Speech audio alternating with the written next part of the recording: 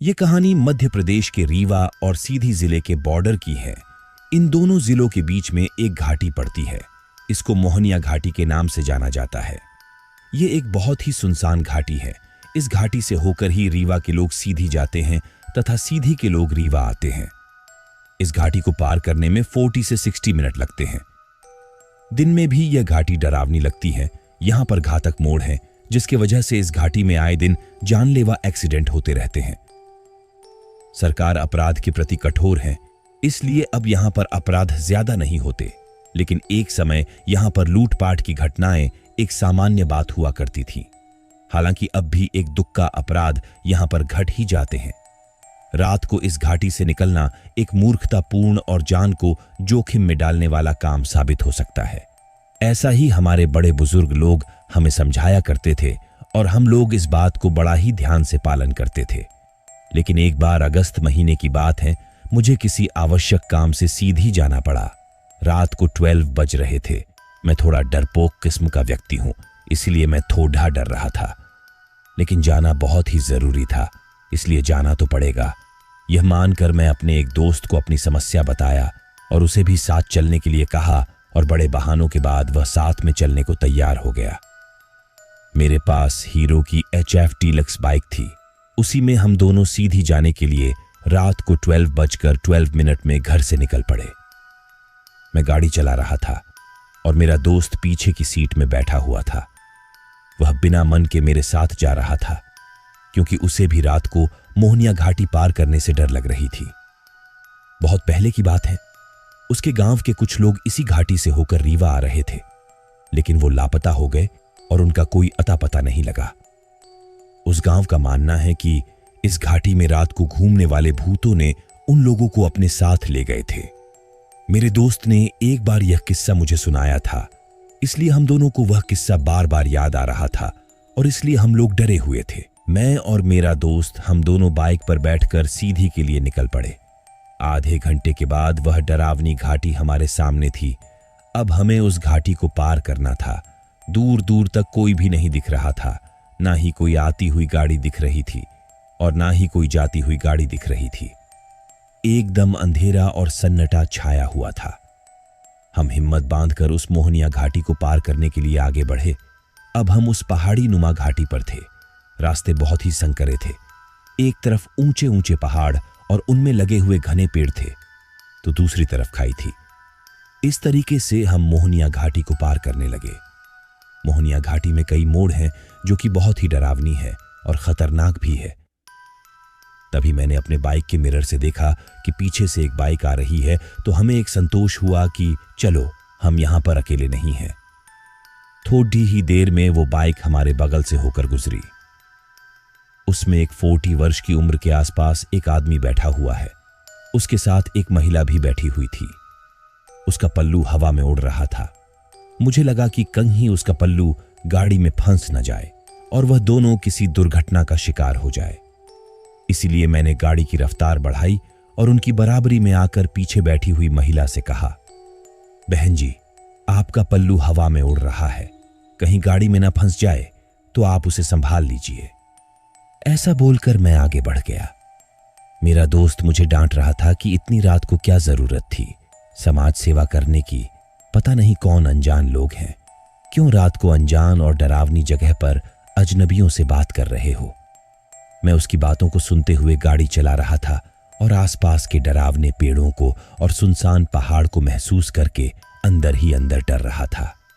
तभी पीछे से फिर वही बाइक वाला रफ्तार के साथ अपनी गाड़ी को चलाते हुए मेरी बराबरी में आया।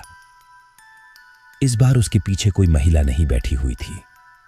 उस बाइक वाले के चेहरे में एक डर का भाव देखा जा सकता था और इधर मैं और मेरा दोस्त दोनों ही डर गए कि उस बाइक वाले के साथ वह महिला क्यों नहीं बैठी हुई है जो थोड़ी देर पहले उसके साथ थी। हमारे मन में अजीब अजीब से ख्याल आने लगे और प्रश्न उठाने लगा कि उस महिला के साथ क्या हुआ। हमने तुरंत उस बाइक वाले से पूछा कि तुम्हारे साथ जो महिला थी वह कहाँ है। उस बाइक वाले ने भी हैरानी के साथ बोला कि मैं तो अकेले ही जा रहा था, मेरे साथ तो कोई भी नहीं था। उसने जैसे ही ऐसे बोला, हम दोनों दोस्त और डर गए। मैं अपने दोस्त को देखने लगा और मेरा दोस्त मुझे देखने लगा। हम दोनों ने अपनी गाड़ी रोक ली और मैंने उस अनजान मोटरसाइकिल वाले से जोर देकर पूछा, तुम सही बोल रहे हो कि झूठ बोल रहे हो? उसने अपनी भारत मां की कसम खाते हुए कहा कि मैं अकेले ही सीधी की ओर जा रहा था। जब आपने पल्लू ठीक करने की बात कही तो मैं चौंक गया और इसलिए मैं आपसे पुष्टि करने के लिए आपके पास आया हूं कि आपने मेरे साथ किसे देखा है। यह सुनकर मैं और मेरे दोस्त ने भी कसम खाते हुए उस बाइक वाले से कहा कि हमने तुम्हारी गाड़ी में पीछे एक महिला को बैठे हुए देखा था।